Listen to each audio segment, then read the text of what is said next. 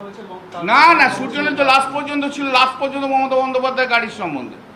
সূর্যনীলের statement যদি নেওয়া হয়, আপনি সূর্যনীলের কাছে যান, আমার কাছে আসবেন না প্লিজ। হ্যাঁ, না না, আপনার বক্তব্যটা একদম মিথ্যে কথা। তো সূর্যনীল, মমতা বন্দ্যোপাধ্যায় নিজে সূর্যনীলকে পয়েন্ট আউট করে দেখিয়ে দিয়েছে যে কাউন্টিংয়ের দিন মমতা বন্দ্যোপাধ্যায়কে হেকেল করেছে সূর্যনীল। সূর্যনীল তারপর যাচ্ছে তাই ভাষায় মমতা বন্দ্যোপাধ্যায়কে যা ইচ্ছা তাই বলে গেছে। এটা তো জায়গা নয় কে চোর কে ডাকাত তা বলার। তা তো আমরাও তো অনেক কিছু বলতে পারি, এটা তো জায়গা নয়।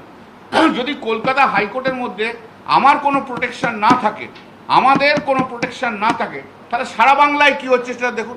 কি হয়েছে সেটা তো আপনারা দেখেছেন, এটা তো অস্বীকার করতে পারবেন না।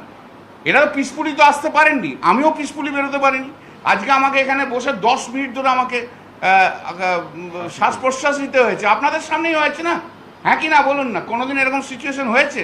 আজকে যে সিচুয়েশন হলো, একজন সিনিয়র লয়ার তাকে যেতে পর্যন্ত দিচ্ছে না, এর চেয়ে আর কিছু খারাপ কিছু থাকতে পারে? এই ললেসনেস হয়ে গেছে।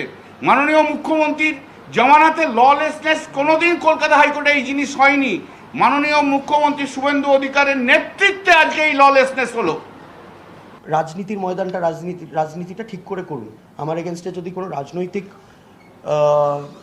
দণ্ডবেশ করতে হয় সেটাতে আমিও খুশি হব। একটা আইডিওলজিক্যাল ফাইট, একটা ভালো ডিবেট করতে আমিও রাজি আছি। ওনার যেটা আইডিওলজি, আমার যেটা আইডিওলজি, আমরা করে বসবো, অপরপক্ষে বসবো, নিজেদের দুজনের আইডিওলজি নিয়ে আমরা ডিসকাশন করব। সেই রকম রাজনৈতিক লড়াইটা আমিও চাই, কিন্তু এই নোংরামিটা এবারে বন্ধ করা উচিত। আমার বয়স খুবই কম, আমি 32 বছর আজকের আমার দিনে বয়স। আপনার মনে হয় যে আমি একজন প্রাক্তন মুখ্যমন্ত্রীকে কোনো দিন গায়ে টাচ করতে পারবো বা কোনো গালাগালি দিতে পারি? এটা ওনাদের কালচার, এটা আমার কালচার নয়। सीआईपीएफ किसी का नाम किसी काम में नहीं आया।